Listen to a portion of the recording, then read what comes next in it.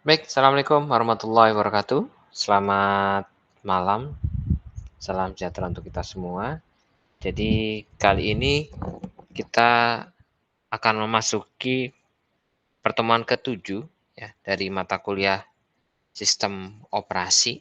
Nah, ya karena kampus hari ini adalah hari libur dan tidak ada pertemuan menggunakan Google Meet, yang ada hanya mengupload materi ke YouTube sehingga mari kita simak bersama-sama penjelasan dari saya ya terkait dengan materi ke-7 dari mata kuliah sistem operasi. Baik, di pekan ke-7 ini kita akan membahas tentang deadlock. Deadlock di operating system.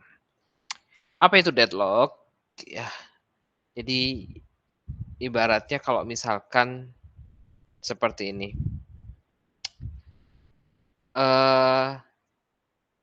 Saya melakukan proses bukan proses ya, contoh simpelnya, contohnya lagi berkebun lah ya.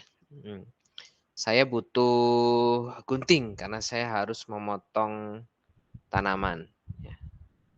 Di lain sisi ya, rekan saya atau taruhlah siapa ya, istri saya lah misalkan, juga sama-sama sedang ber eee, apa namanya, bersama-sama saya merapikan taman lah kurang lebihnya. Tapi kalau saya merapikan pohon ya, saya butuh gunting tanaman, sementara istri saya dia nyapu lah, dia butuh sapu. Di lain sisi ternyata istri saya juga butuh untuk guntingnya ya, karena dia ada pekerjaan terkait dengan sapu, menyapu ya, mungkin sapunya rusak jadi butuh gunting. Nah sementara saya butuh sapunya, karena setelah gunting harus nyapu gitu kan. Dan akhirnya sama-sama nunggu nih, ya. Saya butuh sapunya, istri saya butuh guntingnya. Tapi tetap masih membutuhkan kedua-duanya. Alhasil jadinya namanya deadlock. Karena ya saling membutuhkan satu sama lain jadi ngunci jadinya deadlock nih.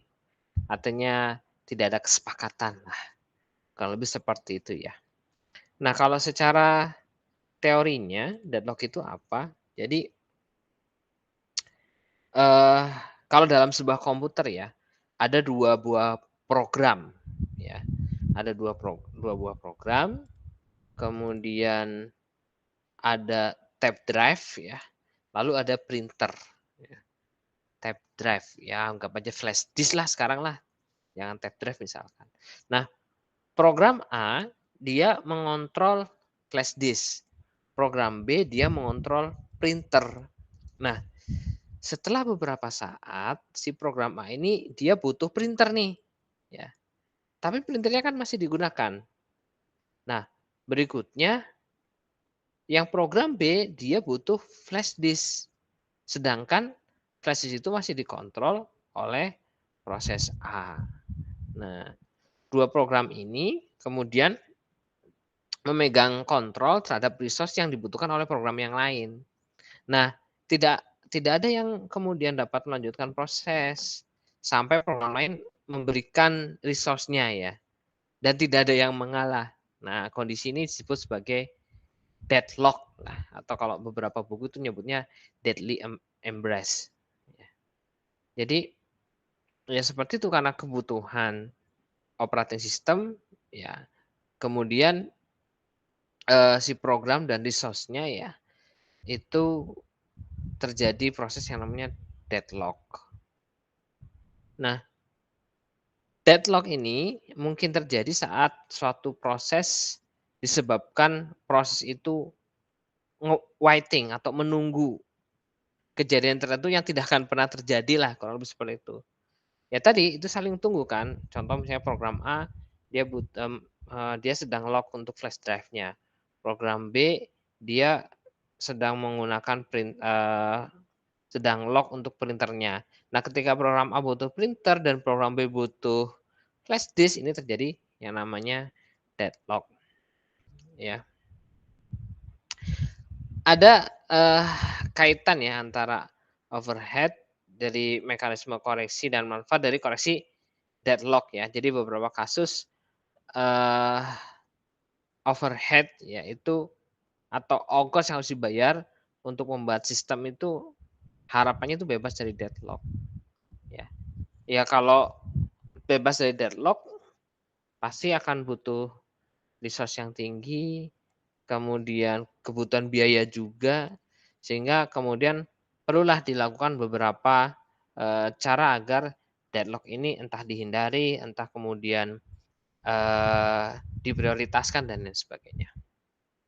Nah ini contohnya kita lihat terjadi deadlock di proses di perempatan lah misalkan kayak gini. Ada perempatan. Si mobil yang pertama dia mau ke arah atas ya, biasa atas itu utara lah ya. Sementara sudah terhalangi oleh mobil yang dari arah, kalau ini arah utara ya, utara, ini selatan, ini barat, misalkan ini timur. Yang mobil dari timur dia terhalangi yang mobil dari utara. Yang dari barat dia terhalangi mobil yang dari selatan. Ya. Sehingga terjadi deadlock, ya nggak bisa jalan jadinya gitu kan. Ya. Nah, mobil ini tuh menggambarkan proses yang dia akan menuju sebuah resource. Nah, untuk mengatasinya ya, kalau semacam ini, beberapa mobil harus mundur ya, namanya preempt ya, harus mundur terlebih dahulu supaya proses lainnya bisa menuju ke resource-nya ya, atau misalnya kalau ini digambarkan mobilnya ya, mobilnya bisa berjalan menuju prosesnya yang ada di barat contohnya gitu. Oke, ini adalah gambaran dari deadlock. Kemudian kita ada strategi menghadapi deadlock ya sebetulnya. Apa saja? Ya, yang pertama deadlock-nya diabaikan. Yang kedua, memastikan bahwa deadlock itu tidak akan pernah ada, baik dengan pencegahan, kemudian ada 4 kondisi deadlock ya, nanti saya terangkan 4 kondisinya apa saja ya, supaya tidak terjadi. Nah, sebetulnya metode menghindari deadlock-nya itu ada memang ya 4 kondisi deadlock itu, tapi dia akan menghentikan setiap proses yang memungkinkan mencapai deadlock gitu, ada kemungkinan mencapai deadlock gitu. Lalu kemudian yang ketiga adalah membiarkan deadlock-nya itu terjadi. Ada 2 metode. Yang pertama pendetection deadlock ya. Dia untuk mengidentifikasi ketika deadlock terjadi. Kemudian yang keduanya adalah pemulihan deadlock. Jadi kalau misalkan ada deadlock kemudian dilakukan pengembalian kembali sumber daya atau resource yang dibutuhkan pada proses yang memintanya lah, kurang lebih seperti itu. Jadi caranya untuk menghadapi deadlock itu mengabaikan, memastikan deadlock tidak pernah ada gitu ya. Lalu yang ketiga membiarkan deadlock terjadi. Oke. Yang pertama adalah mencegah deadlock ya. Ini metode yang sering digunakan sebetulnya. Jadi metode pencegahan dianggap sebagai solusi yang clean ya. Clean dari sudut pandangnya tercegahnya deadlock ya. Tetapi memang kalau dengan pencegahan deadlock ini akan mengakibatkan kinerja utilisasi sumber daya yang buruk lah, misalnya sumber daya jadi buruk. Nah, metodenya ya pencegahan ini adalah pendekatan dengan cara meniadakan 4 syarat yang dapat menyebabkan deadlock. Ya, ada 4 yang menyebabkan deadlock. Yang pertama yang menyebabkan deadlock adalah mutual exclusion namanya. Mutual exclusion. Ini terjadi jika tidak ada sumber daya atau resource yang secara khusus diperuntukkan bagi suatu proses. Ya. Maka tidak akan pernah terjadi deadlock. Ini sebutnya mutual exclusion. Ya, gitu. Namun jika membiarkan ada 2 atau lebih proses mengakses satu resource yang sama bisa menyebabkan chaos juga gitu. Nah, langkahnya adalah dengan namanya spooling ya, spooling resource atau spooling sumber daya.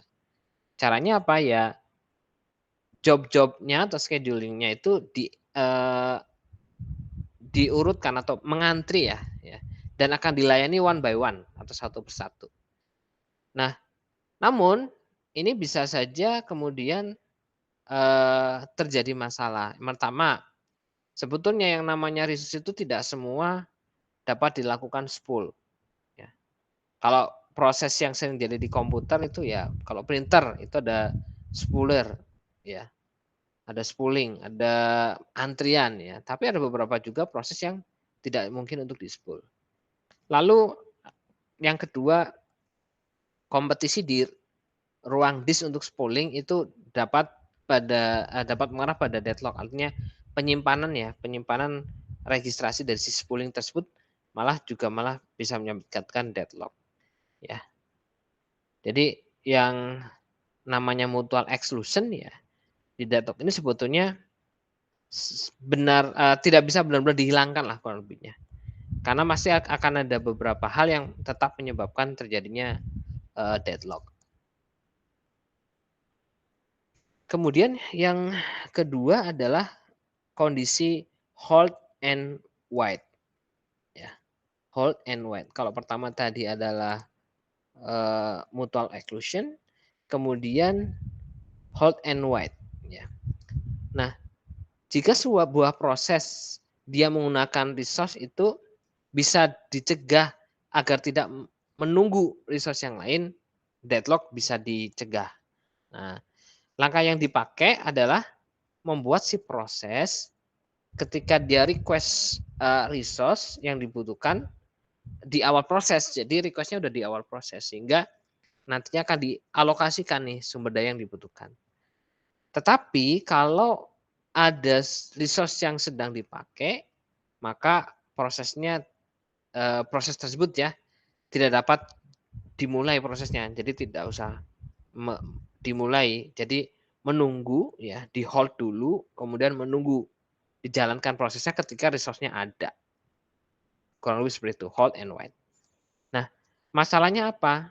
Jadi sulitnya mengetahui sumber daya yang dibutuhkan di awal proses ya.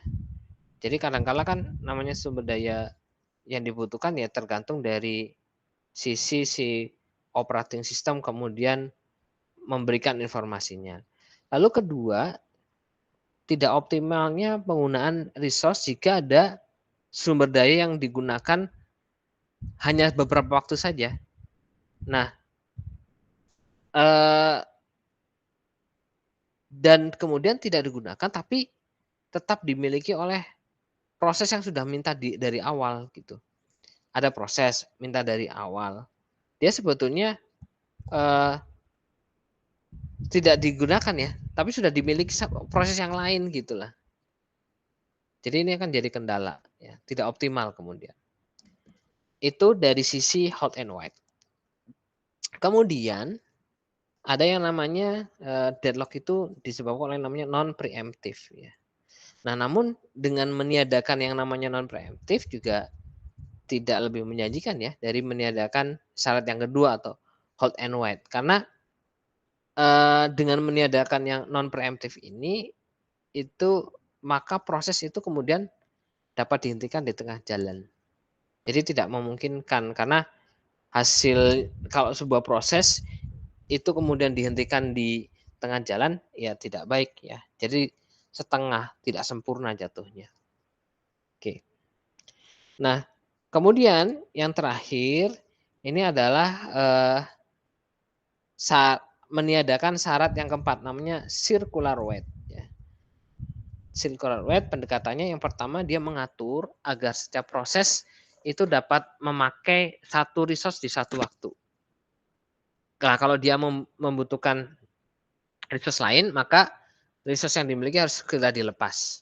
Ya, ini menunggu tapi bentuknya sirkular atau sirkulasi. Yang kedua, membuat penomoran. Ya. penomoran pada proses yang mengakses sebuah sumber daya atau resource. Jadi suatu proses itu dimungkinkan untuk dapat meminta sumber daya kapanpun, tetapi permintaannya harus dibuat terurut sesuai dengan penomoran prosesnya. Nah, di peniadaan syarat keempat ini, circular byte juga masih tetap sebetulnya ada kemungkinan masalah yang terjadi ya. Nah, masalah yang mungkin terjadi itu adalah dengan mengatur bahwa setiap proses itu hanya dapat memiliki satu proses, sehingga tidak semua proses hanya membutuhkan satu sumber daya sebetulnya. Jadi untuk satu proses yang kompleks, maka dia butuh resource yang banyak pada saat yang bersamaan. Nah, kalau penomoran itu masalahnya adalah tidak adanya satu penomoran yang dapat memuaskan semua pihak lah, kurang lebih seperti itu. Nah, dirangkum seperti ini ya. Jadi dirangkum ada 4 ya terjadinya deadlock, syaratnya mutual exclusion, hot and wide, non preemptive dan circular wide. Nah, kalau mutual exclusion langkahnya spooling sumber daya ya. Ya, diantri lah, kemudian di spooler lah. Kelemahannya dia bisa menyebabkan chaos dan juga kemudian resource dari disk ya. Kemudian hot and wait dia langkahnya meminta resource di awal.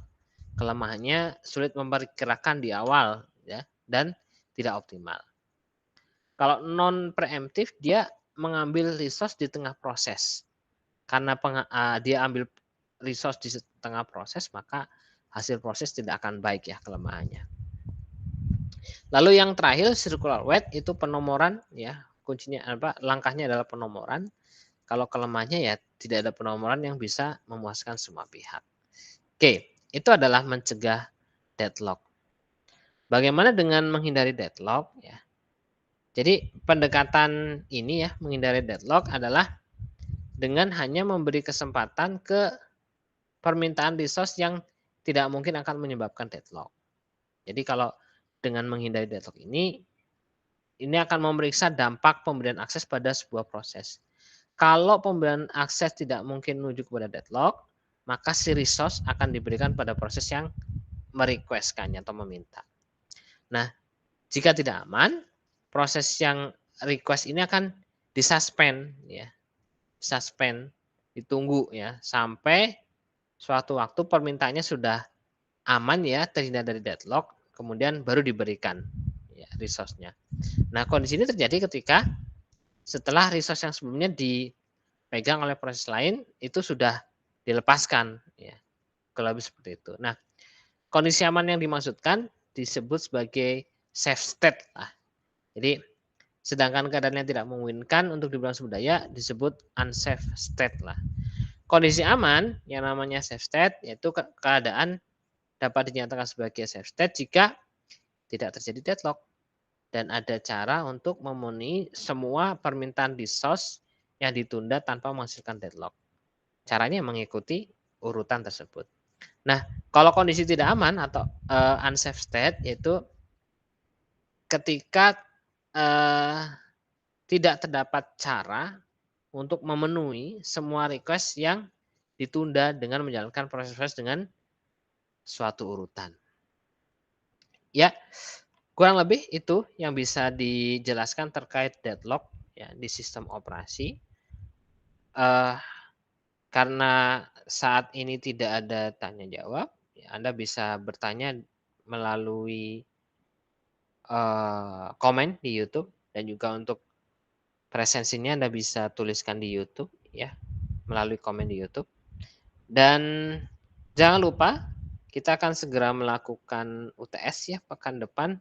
Silakan dipelajari materinya, sudah saya upload di e-learning, Anda bisa pelajari ya.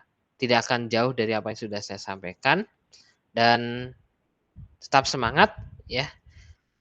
Mari kita akhiri pertemuan kita pada kesempatan kali ini ya. Dari saya mohon maaf apabila dalam penyampaian ada kekeliruan ya. Saya terbuka terhadap kritik dan saran, silakan.